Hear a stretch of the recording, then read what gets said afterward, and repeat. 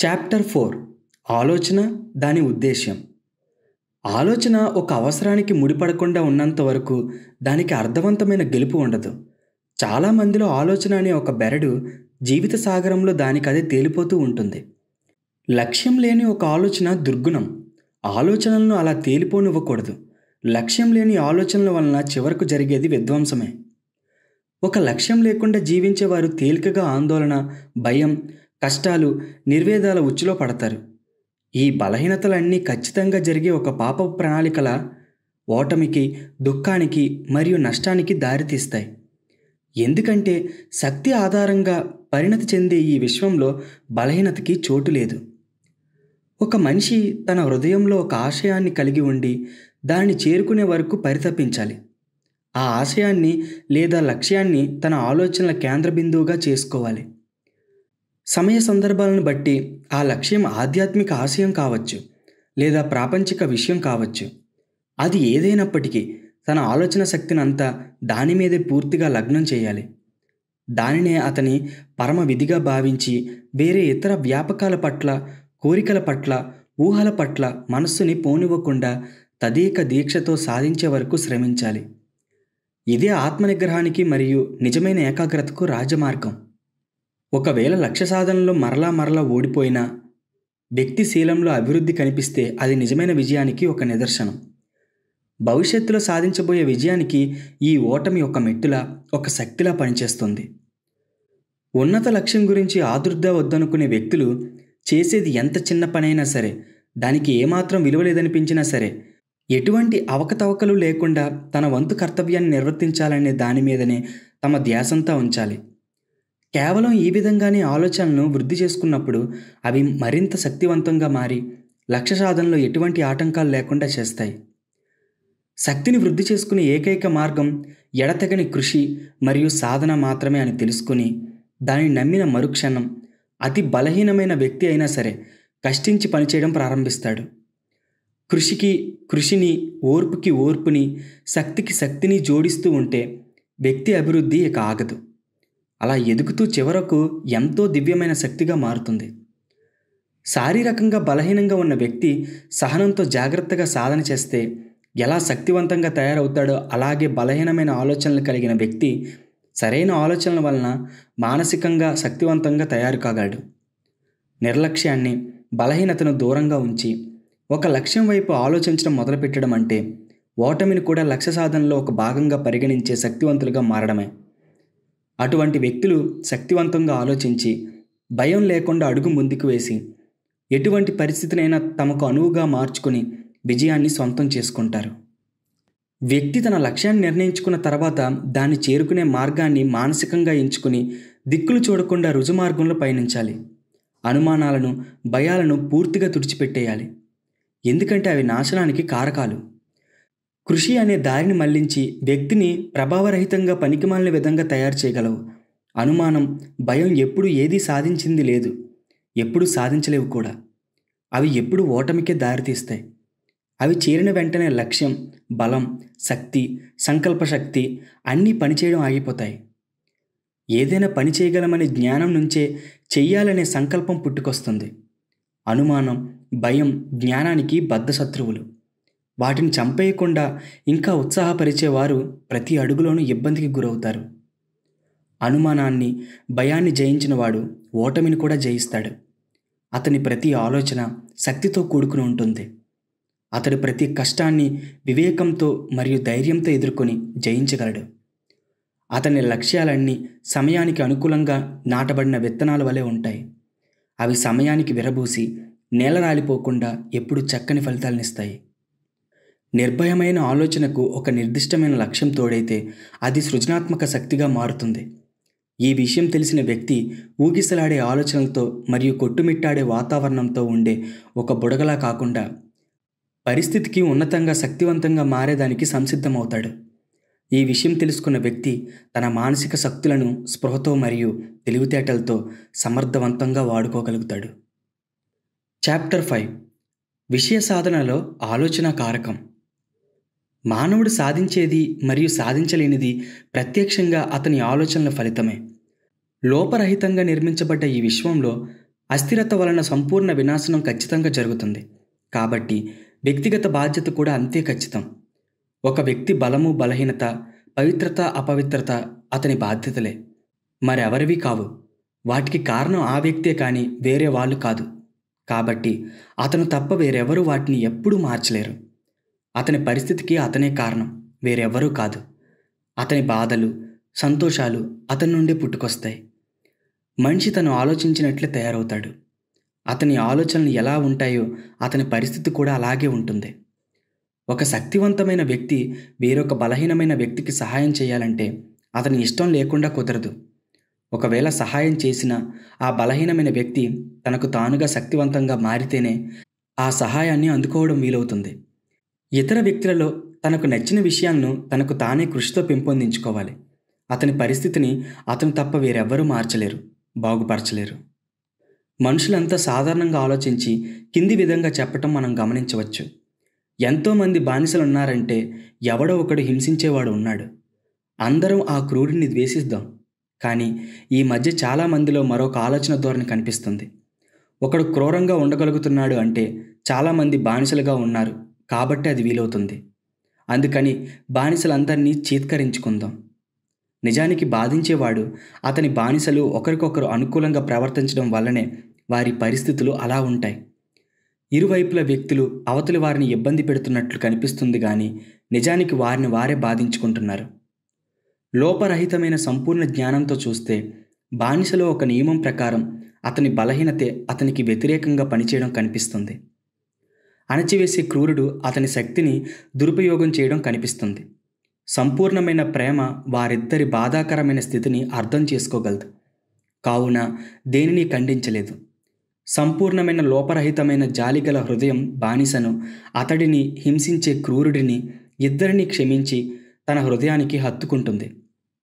బలహీనతలను జయించి స్వార్థపూరితమైన ఆలోచనలన్నింటినీ దూరంగా ఉంచిన వ్యక్తి బానిసకు, క్రూరుడికి ఏ ఇద్దరికీ చెందడు. అతను స్వతంత్రుడు. ఏ వ్యక్తి అయినా తన ఆలోచనను ఉన్నతంగా మార్చుకున్నప్పుడే అన్నింటినీ జయించి ఉన్నతంగా ఎదిగి అనుకున్న దానిని సాధించగలడు. తన ఆలోచనలను ఉన్నతంగా మార్చుకోవటానికి ఇష్టపడని వ్యక్తి ఎప్పటికీ బలహీనంగా దరిద్రంలోనే ఉండిపోతాడు.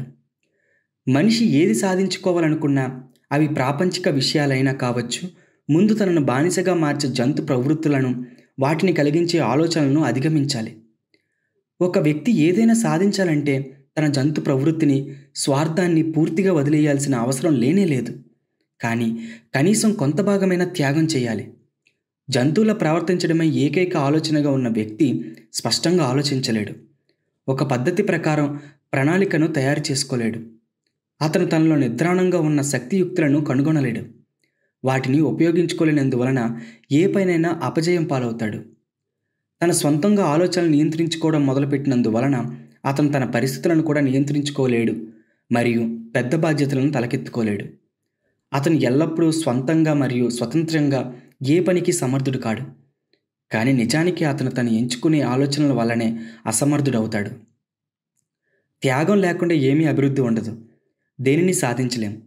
మనిషి ప్రాపంచిక విషయాల్లో కూడా అతను ఎంతవరకు అయితే తన గందరగోళమైన జంతు ప్రవృత్తులను వదిలించుకుని మనస్సును అవసరమైన వ్యూహాలపై లగ్నం చేసి తన స్వశక్తిపై ఆధారపడి తన నిర్ణయాన్ని శక్తివంతం చేసుకుంటాడో అంతే పరిమాణంలో విజయం సాధిస్తాడు. అతని ఆలోచనలు ఎంత ఉన్నతంగా మార్చుకుంటాడో అంతే ధీరుడిగా, చక్కగా మరియు నీతివంతంగా మారుతాడు.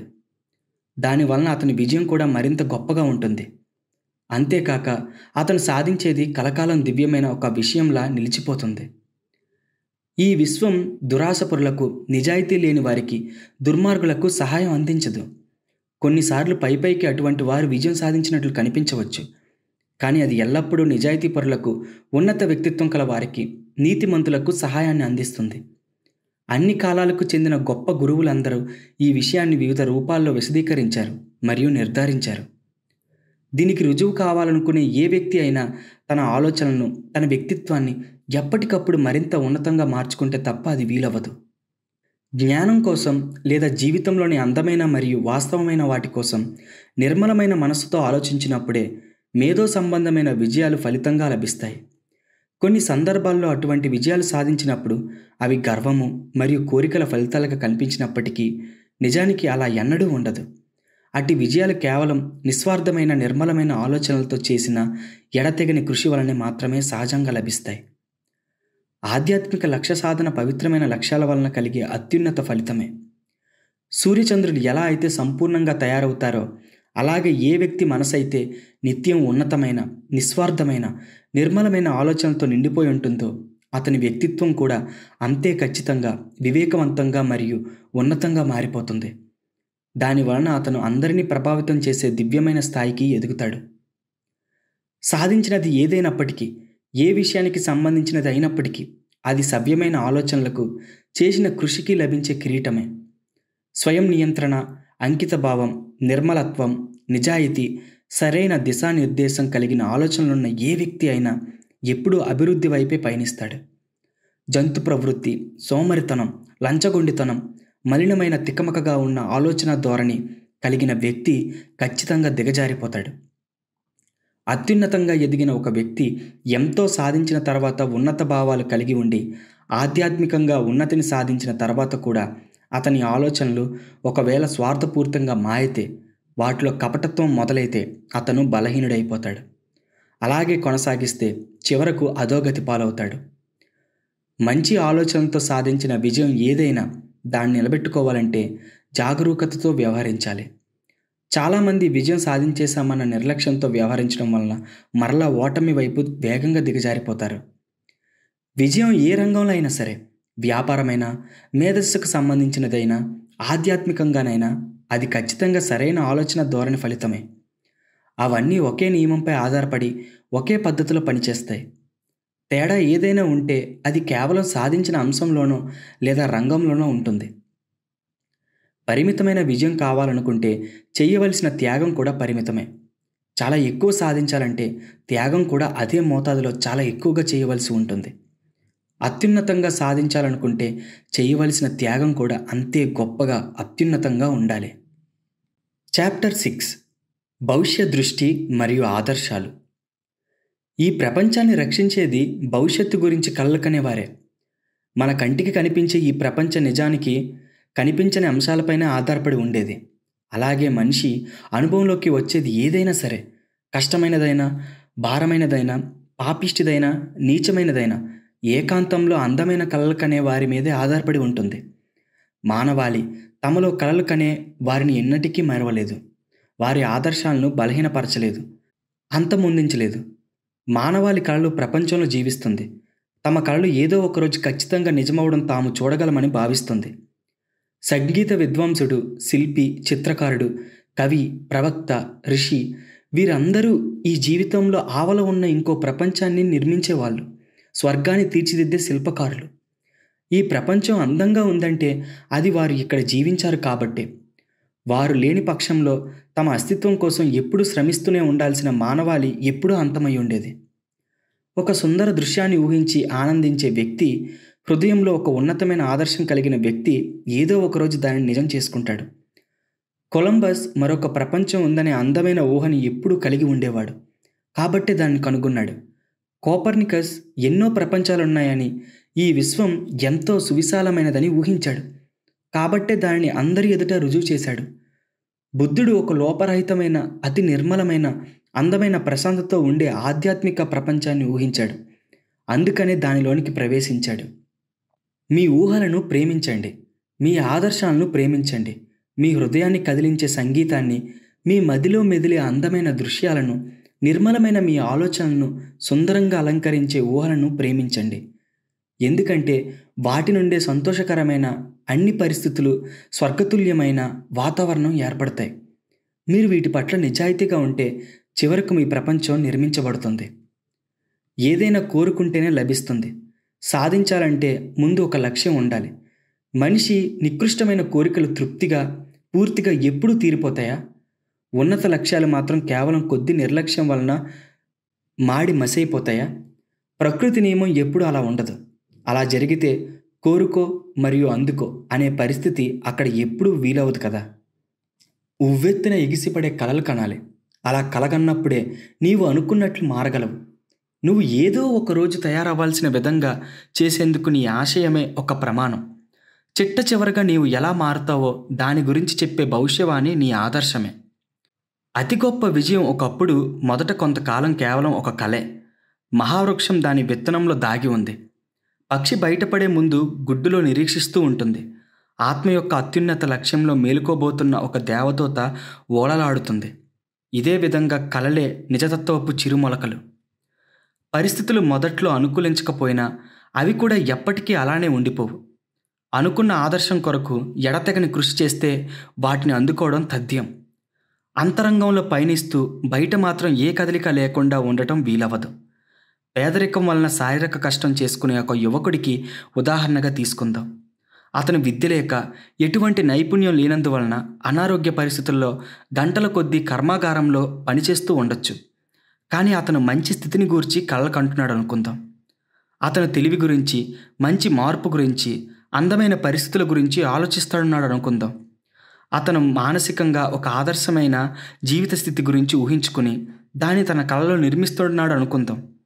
జీవితంలో మరింత స్వతంత్రం మరియు ఎక్కువ అవకాశాల గురించిన ఊహ ఇక అతనిని నిద్రపోనివ్వదు. అతనిలో నిద్రాణమైన శక్తులు ఎంత చిన్నవైనప్పటికీ ఆ ఊహలు వాటిని మేలుకొలుపుతాయి. అతనికి అందుబాటులో ఉన్న శక్తి యుక్తులను సంపూర్ణంగా వినియోగించుకుని పనిచేసేందుకు పురికొల్పుతాయి. అతి త్వరలో అతని మనస్సు ఎంతగా మారిపోతుందంటే అతను పనిచేసే కర్మాగారం అతనిని ఇంకా ఆపలేదు. అది అతని మనస్తత్వానికి అస్సలు పడదు. ఎదుగుతున్న అతని శక్తులకు సరిపడే సరికొత్త అవకాశాలను వెతుక్కుంటూ అతడు ఆ కర్మాగారాన్ని వాడేసిన బట్టలను పడివేసినట్లే ఎప్పటికీ వదిలేసేస్తాడు. కొన్ని సంవత్సరాల తర్వాత అతన్ని పూర్తిగా ఎదిగిన ఒక పెద్ద మనిషిగా చూస్తాం. అతను కొన్ని మానసిక శక్తులు చాలా గొప్పగా కలిగి ఉండటం, ఇంకెవరికి వీలైనంత గొప్పగా అతడు ప్రపంచవ్యాప్తంగా ప్రభావం చూపటం మనం కనుగొంటాం. అతి గొప్ప బాధ్యతలకు సంబంధించిన పగ్గాలు అతని చేతుల్లో ఉంటాయి. అతను మాట్లాడాడంటే అంతే, జీవితాలే మారిపోతాయి. స్త్రీలు, పురుషులు అతని మాటల మీద ఆధారపడతారు. తమ వ్యక్తిత్వాలను మలచుకుంటారు. ఎప్పుడూ మార్పు లేకుండా వెలిగిపోయే సూర్యునిలా అతని వ్యక్తిత్వం సంపూర్ణమవుతుంది. అతనే కేంద్రంగా ఎందరివో విధిరాతలు రాయబడతాయి. అతను అప్పుడు తన యవ్వనంలో ఊహించుకున్న దానిని నిజం చేసుకున్నాడు. ఇప్పుడు అతని ఆదర్శం, అతను ఒక్కటైపోయారు. ఓ యువ పాఠకుడా, నీవు కూడా అందమైనదైనా, అందవికారమైనదైనా లేదా రెండింటి కలయిక అయినా నీ హృదయంలో బలంగా ఉన్న ఆశయాన్ని ఇలాగే నిజం చేసుకోగలవు. ఎందుకంటే దేన్నైతే నీవు రహస్యంగా అతి ఎక్కువగా ప్రేమిస్తావో దాని వైపు బలంగా ఆకర్షించబడతావు. నీ చేతుల్లోకి వచ్చిపడే ఫలితం ఖచ్చితంగా నీ స్వంత ఆలోచనలదే. నీవు సంపాదించుకున్నదే నీవు పొందుతావు. ఎక్కువ కాదు, తక్కువ కాదు. ప్రస్తుత పరిస్థితి ఏదైనా సరే నీ ఆలోచనలు, లక్ష్యం, ఆదర్శం వల్లనే నీవు ఎదుగుతావు. అలాగే ఉండిపోతావు లేదా దిగజారిపోతావు. నిన్ను నిర్బంధించే కోరికంత చిన్నగా మారుతావు లేదా నీ బలమైన ఆశయం వలన ఉన్నతంగా ఎదుగుతావు. స్టాంటన్ డేవిస్ గ్రిహామ్ అందమైన మాటల్లో, నీవు కేవలం నీ అకౌంట్స్ చూసుకుంటూ ఉండొచ్చు. ఇప్పటి వరకు నీ ఆదర్శాలకు అడ్డంకిగా అనిపించిన ద్వారం దాటి ప్రస్తుతం నీవు వెలుపలికి అడుగుపెట్టి నీ మాటలు వినడానికి విచ్చేసిన ఎందరో శ్రోతలను చూడొచ్చు. ఇంకా నీ చెవి వెనుక ఉన్న పెన్ను నుండి సిరామరకలు నీ చేతి వేళ్లపై ఉండొచ్చు. ఒక్కసారిగా అది తరంగంలా నీ సృజనాత్మకత నుండి పెళ్ళుబక్కనూ వచ్చు. నీవు గొర్రెలను కాచుకుంటూ ఉన్నా మరియు నోరు తెరుచుకుని పట్టణంలో తిరిగాడే ఒక పల్లెటూరి వాడిగా ఉన్నా, నీ ఆత్మ నిర్దేశకత్వంతో నిర్భయంగా మాస్టర్ స్టూడియోలోకి వెళ్ళిన కొద్దిసేపట్లోనే ఇంకా నేను నీకు బోధించవలసింది ఏమీ లేదు అని అతను నీతో అనవచ్చు.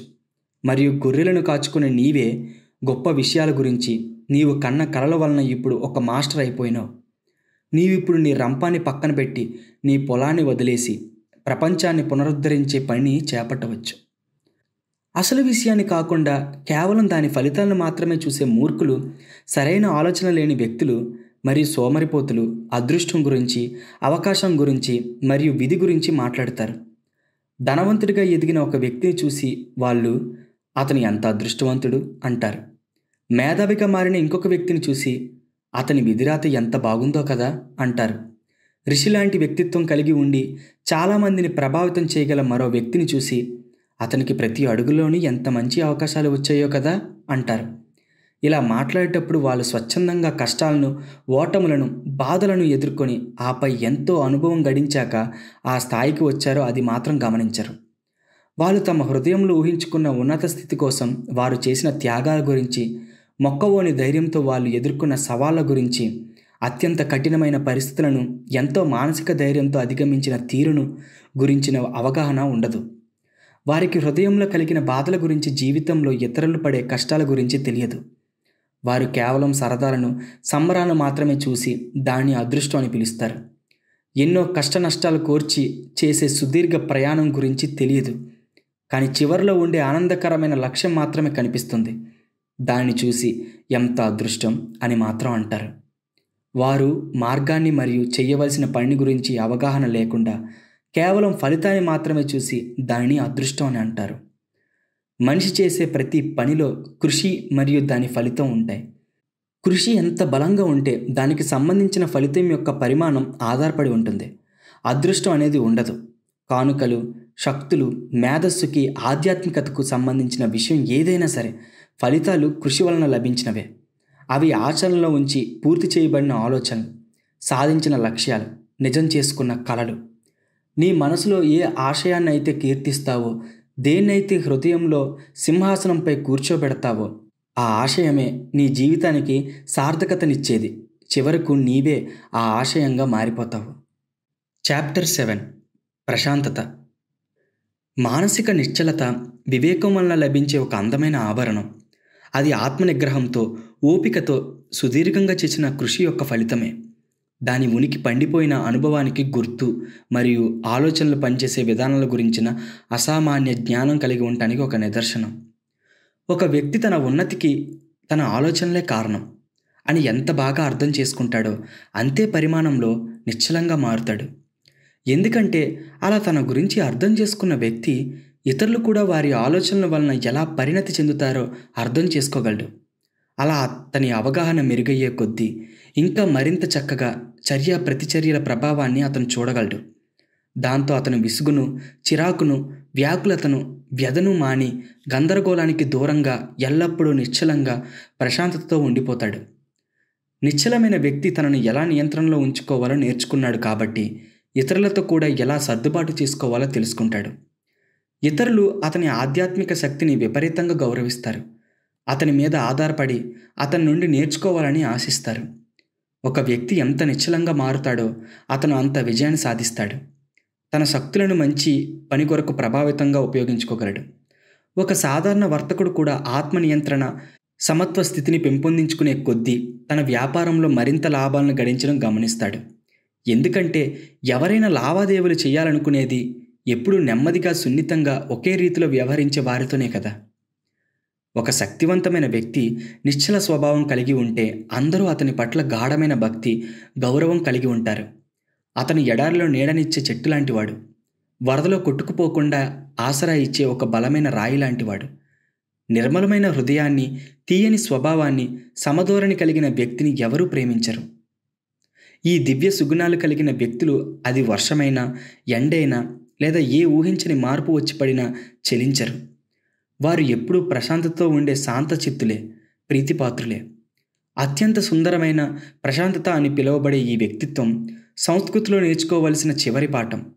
ఆత్మ గెలుచుకున్న అతి తీయని ఫలం. వివేకం ఎంత విలువైనదో ఇది కూడా అంతే విలువైనది.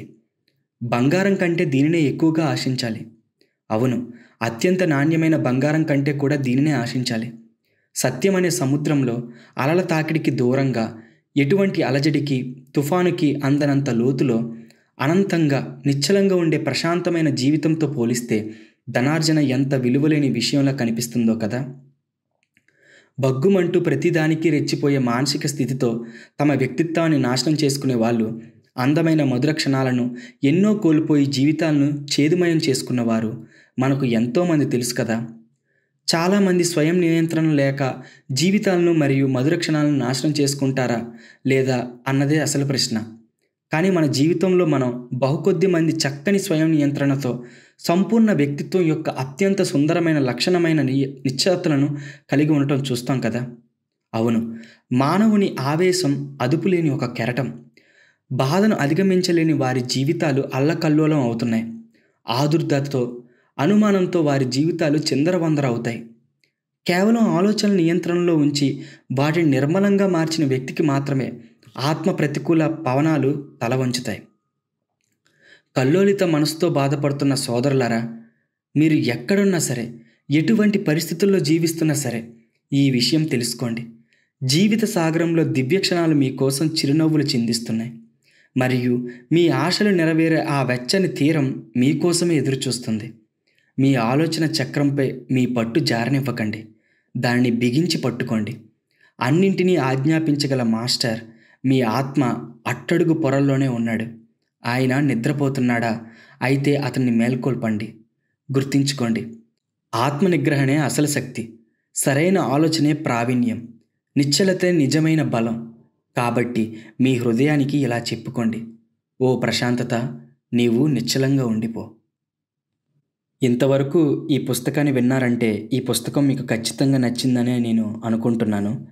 ఈ పుస్తకంలో మీకు నచ్చిన విషయాలను కింద కామెంట్ సెక్షన్లో తెలపండి. అవి నేను కూడా చూస్తాను. అలాగే నాతో ఏదైనా మాట్లాడాలనుకుంటే డిస్క్రిప్షన్లో, అలాగే పిన్నెడ్ కామెంట్లోని ఈ ఛానల్కి సంబంధించిన ఇన్స్టాగ్రామ్ పేజ్ లింకు ఇవ్వడం జరిగింది. అందులోకి వెళ్ళి ఫాలో అవ్వండి. అలాగే కొత్తగా వచ్చిన వారు ఎవరైనా ఉంటే ఈ ఛానల్ సబ్స్క్రైబ్ చేసుకొని నాకు మరింత ప్రోత్సాహాన్ని ఇవ్వండి. Thank you very much.